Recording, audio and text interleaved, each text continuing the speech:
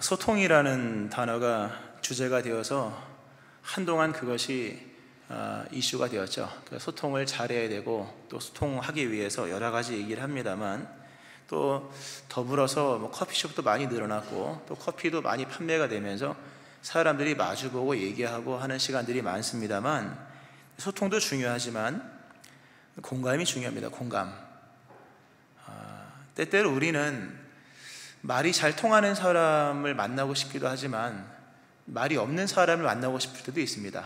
조용히 만나고 싶은 경우도 있거든요. 근데 맨날 떠들고 얘기하고 하는 것이 참 좋지만, 그냥 조용히 앉아서 또 마주볼 필요도 없이 그냥 함께 한 곳을 응시하면서 그렇게 할 사람이 필요합니다. 실상 요즘에는 커피숍이 많아서 이렇게 서로 마주보고 얘기를 하지만, 예전에 커피숍이 별로 없을 때는 강가에 앉아서 또는 길가에 앉아서 이렇게 서로 마주보는 것이 아니라 서로 한 곳을 보면서 그 얘기를 많이 하기보다는 손을 잡고 이런 시간들을 많이 가졌죠. 근데 지금은 무조건 커피 한 잔과 더불어서 마주하면서 참 그것의 한계가 사실 있거든요. 우리가 살다 보면 때때로는 말하고 싶은 누군가를 그리워할 때도 있습니다만, 가서 안기고 싶은 사람이 있거든요. 좀 가서 안겼으면 좋겠다. 그 누군가네, 물론 당연히 가족이겠고 부모님이겠고 배우자이겠습니다만, 그러니까 공감이 필요한 시대를 우리는 살고 있다고 하는 거죠. 무수한 말들이 쏟아져 나오고 나도 알 수도 없는 수많은 말들을 하고 있습니다만, 정작 내 속에 있는 깊은 얘기는 한 번도 해본 적이 없다는 거죠. 세상에 여러 나도 알고 너도 알고 모두가 알고 있는 인터넷에 나와 있는 얘기를 웃고 떠들고 즐기는 것이 아니라, 한 번도 얘기해 본 적 없는 내 얘기를 누구한테 하면 참 좋겠다. 이런 것이 오늘 현대인들의 내면의 갈망 중에 하나입니다. 근데 막상 생각해 보면 갈 곳도 없어요. 그러니까 부모님이 그래서 좋은 거죠. 부모님 만나서 많은 얘기를 하는 것이 아니라 그러니까 보면 좋은 거잖아요. 또 가정이 좋은 이유는 가정에서 대화를 많이 하는 것도 중요하지만, 안고 안기고 서로 손을 잡고 하는 것 자체가 소통 이상의 것을 얻을 수 있기 때문에, 그래서 집이 중요한 것이죠.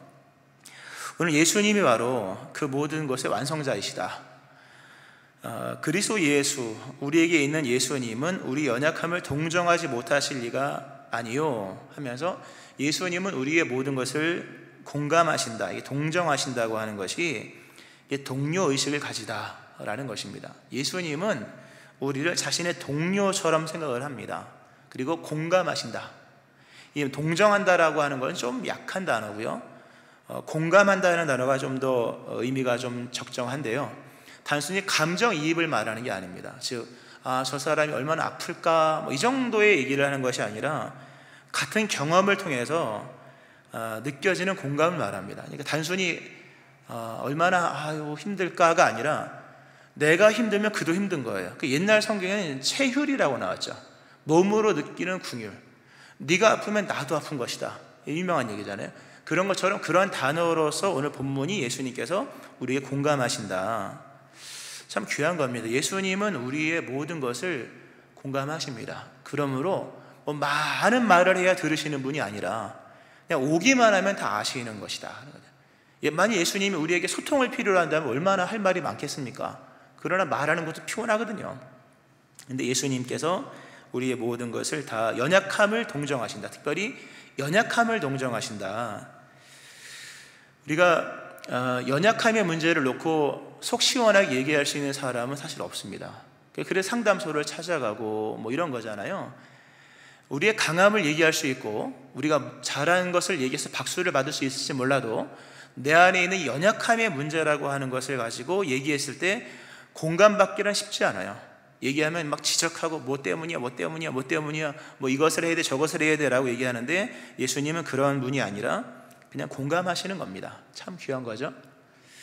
예수님이 이 땅에 오셔서 행하시는 것이 바로 그것입니다. 예수님이 이 땅에 오셔서 하나 스스로를 위해서 취하신 게 하나도 없습니다.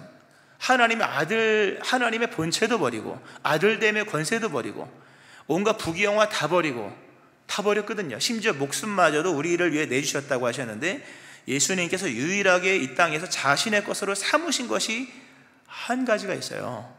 그것이 우리의 연약함을 자신의 것으로 삼으셨다는 겁니다.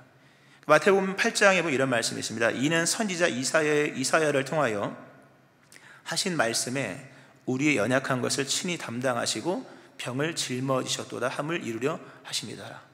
짊어졌다라고 하는 게 단순히 대신 졌다가 아니라 자기의 것으로 삼으셨다는 거죠. 좀 다른 말로 표현하면 예수님은 우리 연약함과 연대하셨다. 우리의 속 깊은, 한 번도 얘기해 본 적 없는 나의 연약함, 나의 무능함, 나의 부족함, 나의 괴로움, 이건 어디다 얘기 못 하거든요. 이건 부부 사이에도 못하는 얘기가 있는 것이고 사람에게는 못할 얘기가 있는 거잖아요. 사람들이 막 산에 가고 그러는 게 못할 얘기가 있기 때문에 또 뭐 이런 것 중에 하나인데요. 예수님은 우리의 연약함과 연대하셨다.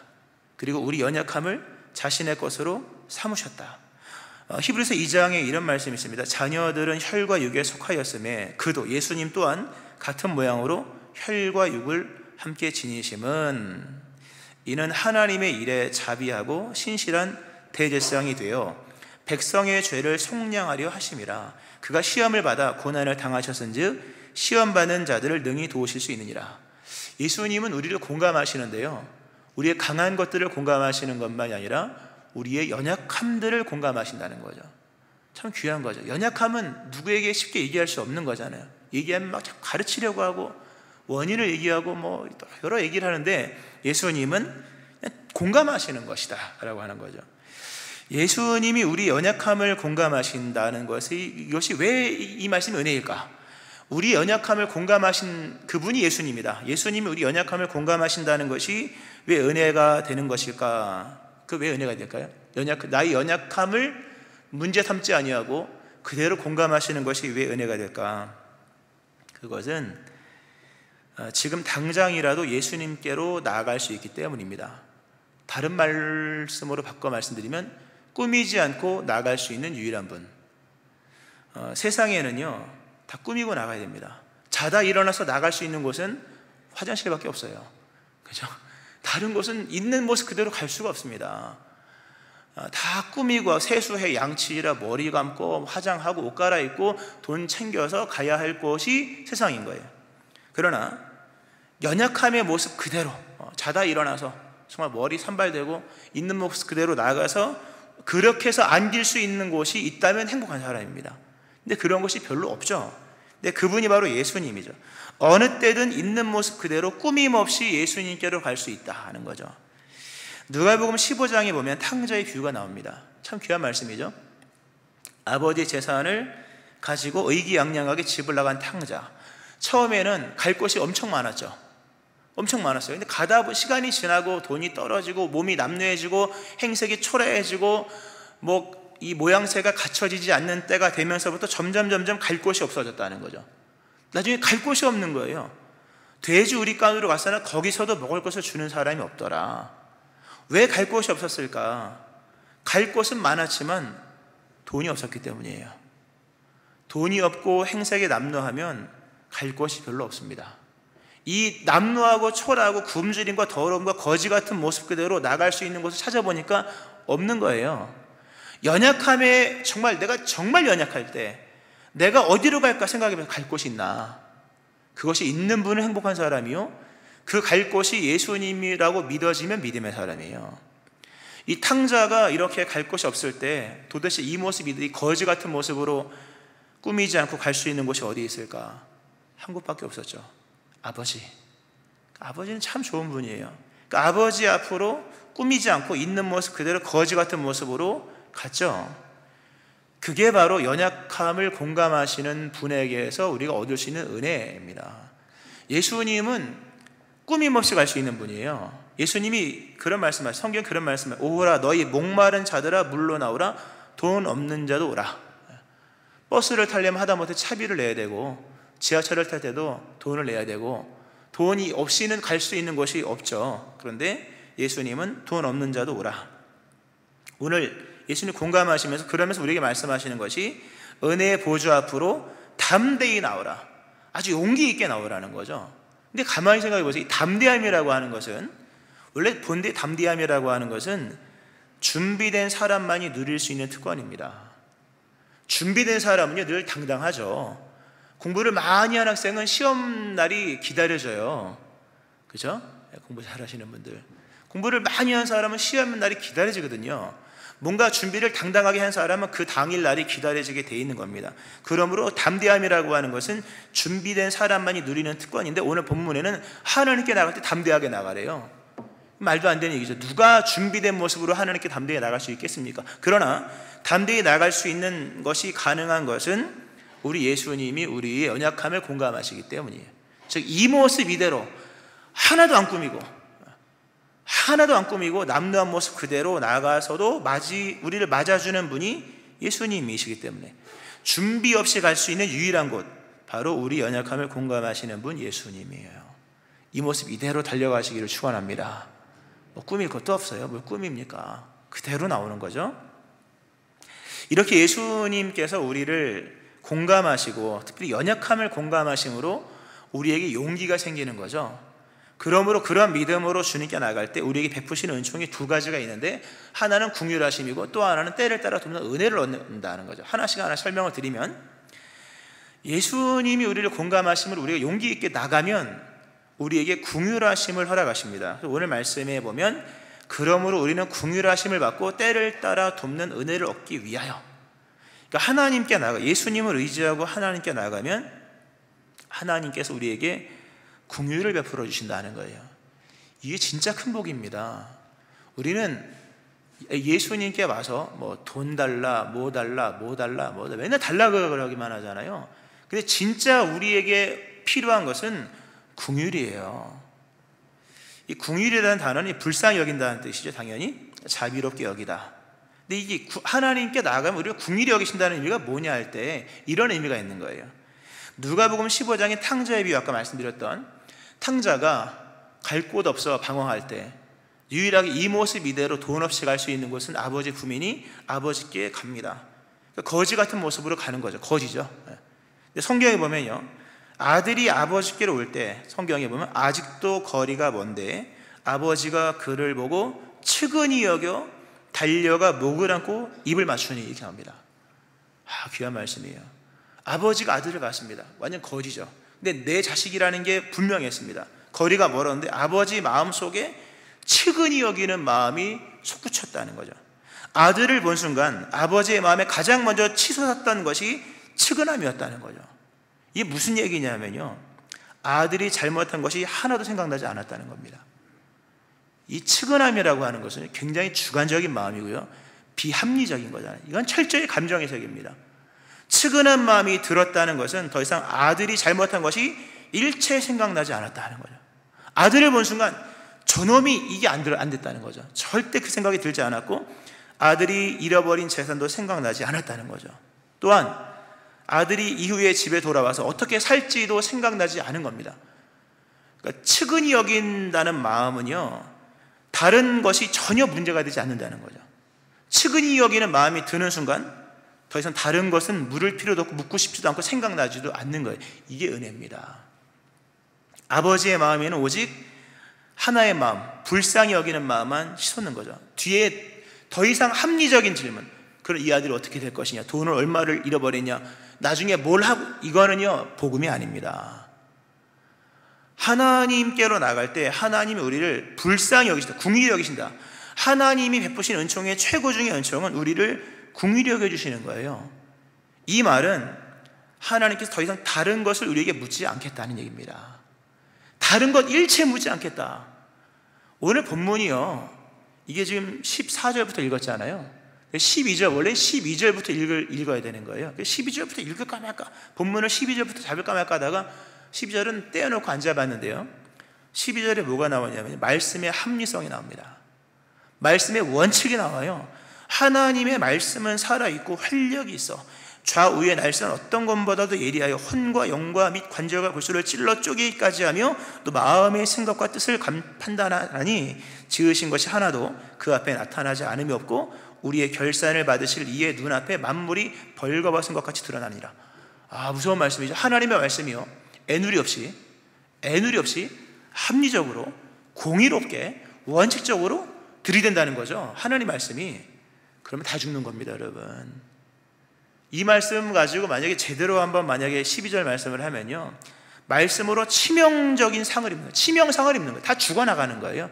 말씀으로 다 박살나는 겁니다. 쪼개지는 거죠. 말씀이 합리적으로 다가오고 공의로 다가오면요, 살아남을 사람이 아무도 없는 거예요. 그러므로 우리에게 대제사장이 중요하다라는 말씀이 그래서 이어지는 거예요. 우리가 주님, 예수님 연약함을 공감하시는, 즉 연약함의 문제를 합리적으로 막 따지시는 모습이 아니라 공감하시는 분을 힘입어 하나님께로 나갈 때 하나님은 우리에게 긍휼을 베푸신다. 즉 우리를 합리적으로 대하지 않으신다는 거죠. 너 왜 그랬냐? 도대체 무슨 정신이냐? 앞으로 어떻게 살 거냐? 이런 얘기를 안 하신다는 거예요. 이 긍휼이라고 하는 것은 더 이상 아무것도 묻지 않겠다는 겁니다. 그러니까 아버지가 탕자를 맞고 난 이후에 아무것도 안 묻잖아요. 가서 신발을 신겨주고 가락지를 끼워주고 새 옷을 입혀주고 살치송아리를 잡아서 기뻐하자. 아버지 제정신이 아니에요. 이게 긍휼이라고 하는 거죠. 우리가 하나님께로 나갈 때 하나님은 다른 것 안 물어요. 그냥 잘 왔다 이렇게. 다른 거 아무것도 묻지 아니하시고, 그리고 그 긍휼하심 안에서 비로소 우리는 연약함의 문제를 의미적으로 해결하는 겁니다. 오늘 연약함의 문제가 더 중요한 거잖아요. 인간은 연약합니다. 인간의 모습 속에는요, 두 가지가 항상 공존하죠. 역설인 거예요. 인간은 하나님의 창조물이면서 동시에 하나님의 원수이죠. 인간은 흙으로 만져서 하나님의 생기가 들어간 존재이면서 동시에 인간은 하나님을 떠남으로 흙으로 돌아가야만 하는 먼지 같은 존재인 거죠.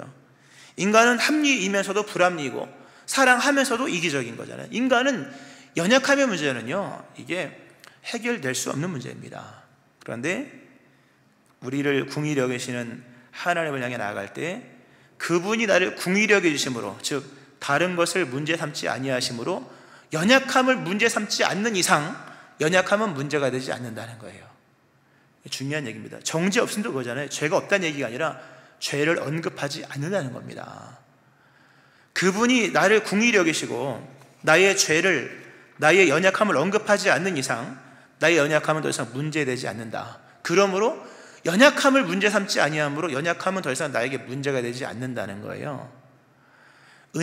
여러분, 은혜 중에 최고의 은혜가 뭐라고 생각하십니까? 오늘 예배를 드리고 와서 드디어 돈을 벌었다, 사업이 잘 된다.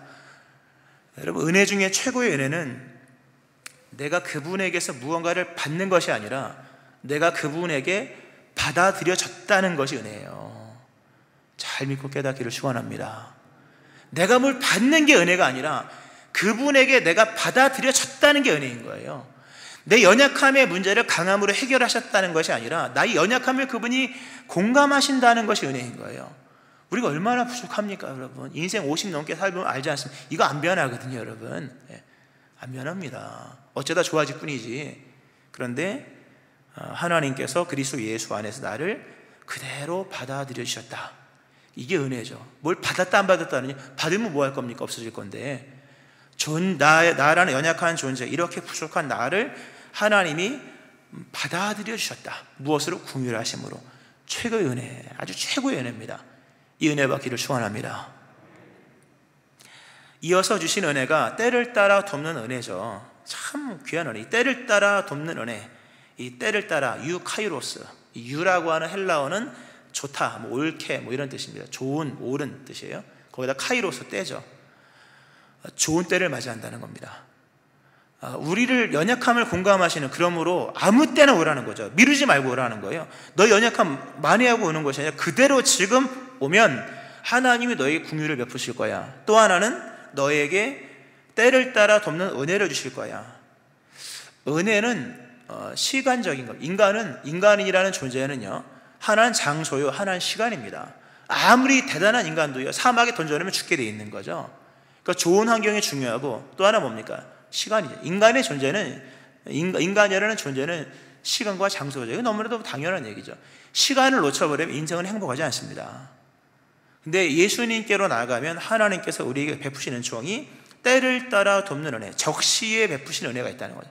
지금 필요한 은총을 베푸심으로 모든 것을 갖춰서 넘어가는 게 아니라 필요한 그것을 하나를 허락하심으로 넘어가는 거예요.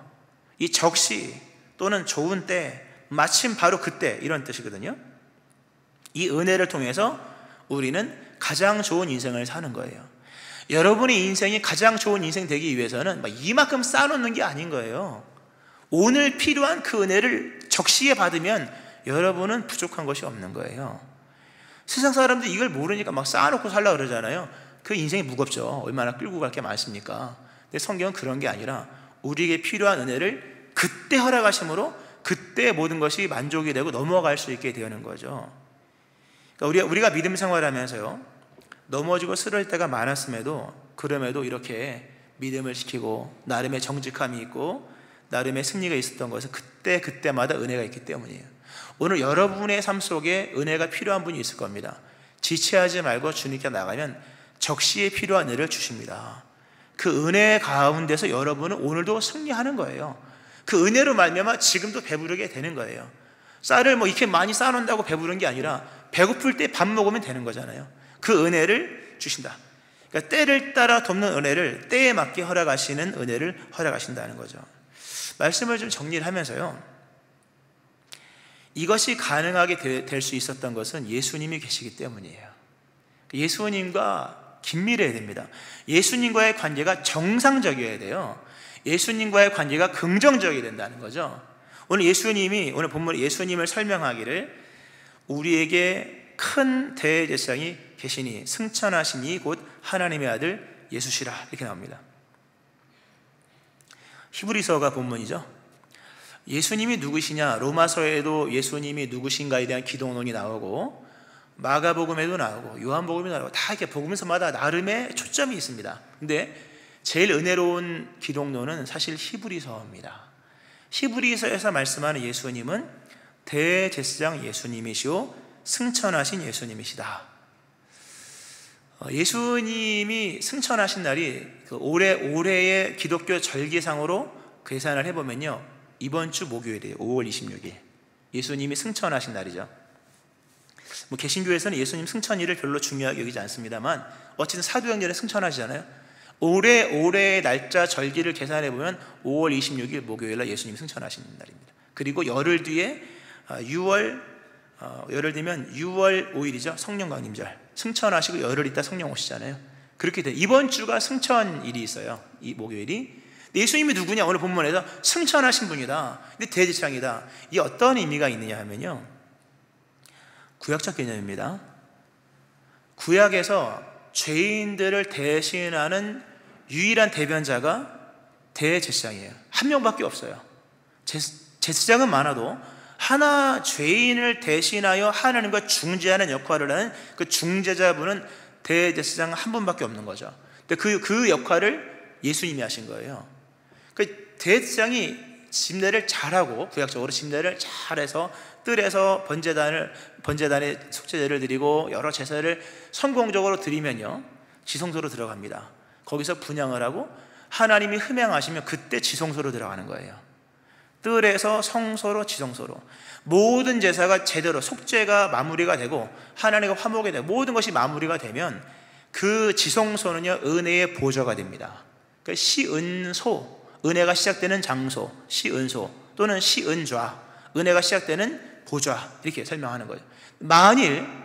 그러나 하나님께 드리는 피의 제사가 온전하지 못했다면요, 지성소는 심판의 자리가 되는 거예요. 그러니까 거기 가면 죽는 거예요. 그러니까 지성소에 죽는 일들이 일어나잖아요. 그런 겁니다. 이 본문이 바로 그러한 개념 속에서 설명을 하는 것이, 우리에게 있는 대제사장은 너무나도 완전한 분이시므로 자신의 몸으로 하나님께 희생제사를 드리고 하나님의 것을 기쁘게 연락하셨고, 구약의 대제사장이 모든 제사를 완결하게 드리고 하나님 계신 상징적인 장소인 지성소로 들어갔다면, 이 예수님은 하나님이 계신 실제적인 자리 천국으로 올라갔다는 거죠. 그게 승천인 거죠. 그러니까 하나님이 계신 실제적인 지성소라고 하는 천국에 승천하신 분으로서 거기에서 우리 연약함을 중보하신다는 거예요. 거기에서 우리 연약함을 하나님 앞에서 아뢰고 연약함을 대신 설명해 주고 하신 일들을 예수님께서 하고 계시다는 거죠. 그러니까 그리스도 예수께서 십자가의 죽으심과 부활로 말미암아 우리의 모든 대속의 제사를 완전하게 행하심으로 인하여서 더 이상 하나님 앞은, 하나님의 보좌 앞은 우리가 피하고 도망해야 할 최초 아담과 하와가 하나님을 피하여 도망갔잖아요. 더 이상 그런 것이 아니라는 거죠. 그리스도 예수의 십자가의 죽으심과 부활의 대속으로 완전하게 되었고, 그 대제사장이신 그리스도 예수께서 그 모든 것을 완전하게 증례하시고 지성소의 실체이신 하나님 보좌 우편에 앉아 계심으로 인하여 우리에게 하나님은 더 이상 심판의 주가 아니라 은혜의 하나님이시다라는 거죠. 그러므로 이제 예수님을 의지하고 하나님께로 나가는 모든 사람을 하나님은 다 맞아주십니다. 꾸밈없이 있는 모습 그대로. 지체하지 마세요, 여러분. 은혜는 미루는 게 아닙니다. 뭐 이거 끝나고 저거 끝나고 뭐 좀 하고요, 다 쓸데없는 얘기입니다. 연약함을 공감하시는 주님 앞에 달려 나오는 겁니다. 은혜의 보좌 앞으로 나아가면 하나님께서 국률하심을 허락하십니다. 그 국률하심을 받아들이세요. 오늘 주님의 전에 와서 예배를 드리죠. 하나님이 여러분을 측은히 여기시고 달려가 목을 안고 입을 맞춰 주신 거예요. 더 이상 아무것도 묻지 않으시는 거죠.